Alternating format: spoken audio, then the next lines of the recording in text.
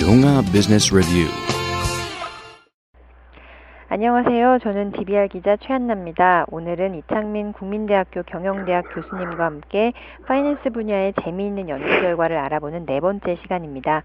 이 교수님께서는 기업 리더가 갖고 있는 다양한 면면들이 기업 가치나 지배구조에 어떻게 영향을 미치는지에 대한 연구를 많이 소개해주고 계신데요.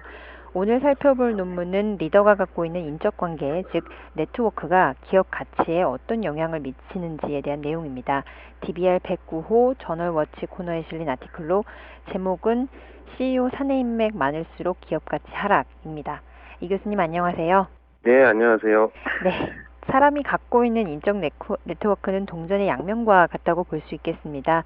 어떤 사람의 네트워크가 좋다는 것은 그만큼 그가 다양한 분야의 사람들과 친하다는 얘기가 되기 때문에 새로운 일을 추진할 때 지식과 정보를 얻기가 수월하겠죠.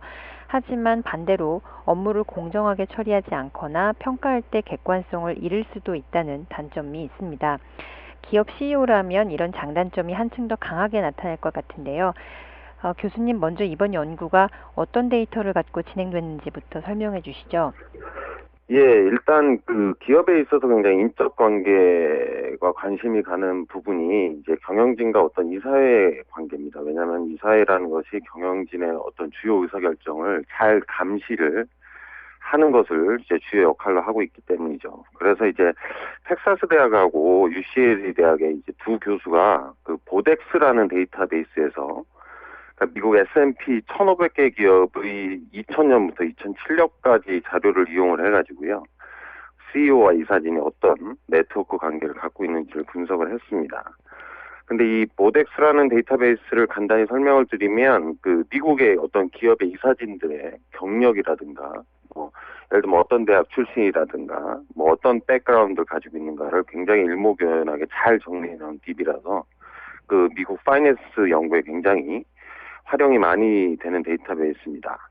근데 여하튼 이 연구에서 어떤 그 CEO랑 경영진의 어떤 관계를 어떤 사회적 네트워크 인덱스라고 이름을 붙이고요. 그다음에 평가 항목을 크게 네 가지로 설정을 좀 했습니다. 근데 우선 첫 번째로는 그 CEO랑 이사진이 현재 동일한 곳에서 일하고 있는지를 봤는데요. 그러니까 예를 하나 들어드리면, 예를 들면 월마트라는 기업을 본다고 치면 그 현재 월마트의 CEO가 또 현재 다른 기업, 예를 들면 GE라는 기업의 사회이사로 일하고 있다고 치고요. 그다음에 현재 월마트의 사회이사가 또한 현재 GE의 사회이사로 일하고 있으면 이 두 명, 즉 그러니까 월마트 CEO랑 월마트 사회이사는 현재 다른 곳에서, 다른 동일한 곳에서 일하고 있기 때문에 네트워크 관계가 형성되어 있는 것으로 보았습니다. 근데 이제 두 번째 같은 경우는 이제 예전에 그 같은 직장에서 근무한 경험이 있는지를 본 거고요. 이거는 명확하고요. 그다음에 세 번째는 동문인지, 그러니까 같은 대학 출신인지. 그다음에 네 번째로는 이제 CEO랑 현재 사회이사진이 같은 골프 클럽을 이용한다거나 같은 자선단체에 속해 있다거나 등등의 이제 업무 외적 관계가 있는지 여부를 이제 따져 보았습니다. 그렇군요. 그야말로 CEO와 이사진의 공적 사적 관계를 다각도로 분석한 셈인데요. 결과는 어땠나요? 예, 일단 관계가 어떤 관계를 가지고 있는가를 좀 보면, 그러니까 일반적으로 CEO랑 이사진이 예전에 같은 직장에서 일했던 경우가 좀 많았고요. 그 다음에 이제 현재 업무 외적으로, 예를 들면 같은 골프장을 다닌다거나 이런 관계를 형성하고 있는 경우가 좀 많았습니다. 그다음에 우리나라랑은 다르게 동문인 경우는 그리 많지 않았는데요. 이유는 쉽게 예측이 되시겠지만 미국 CEO들의 출신 대학들이 그러니까 저희가 상상하는 것 이상으로 굉장히 다양합니다.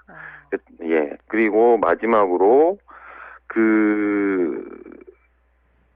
이 두 명의 학자가 이렇게 수치를 해서 이런 네트워크를 수치화해서 그러니까 CEO 및 이사진의 네트워크 강도를 가지고 굉장히 전방위적인 다른 연구를 수행했는데 재미있는 결과들이 굉장히 많습니다.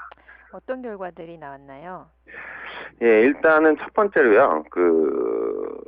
일단 소위 말해서 기업 지배 구조가 나쁘고요. 그러니까 지배 구조가 나쁘는 건 그러니까 일반적으로 말해서 CEO를 잘 감시하는 체제가 갖춰져 있지 않다거나 또는 그 CEO의 나이가 많을수록 자신과 네트워크 강도가 강한 이사를 뽑는 경향이 있었습니다. 그러니까 이는 그러니까 굉장히 힘 있는 CEO들이 자신과 친한 의사를 뽑는다고 해석을 하시면 될 것 같습니다.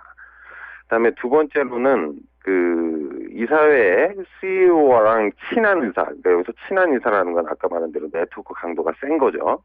많을수록 굉장히 기업 가치에 부정적인 영향을 미쳤습니다. 그러니까 이것도 해석을 하기를 친한 이사들은 CEO에 대해서 견제와 감시 기능을 제대로 수행하지를 못한다는 것입니다.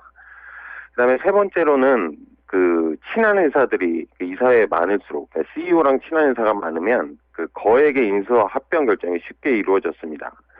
근데 이는 극단적으로 좀 표현을 하면 이사회가 좀 거수기 역할을 하고 경영진의 결정에 잘 반대하지 않는다는 의미죠. 근데 이제 굳이 그 인수합병 결정을 본 것은 인수합병 결정은 미국의 경우는 그러니까 거의 대부분 그 이사회에서 그 다수결 투표를 해야 되기 때문입니다.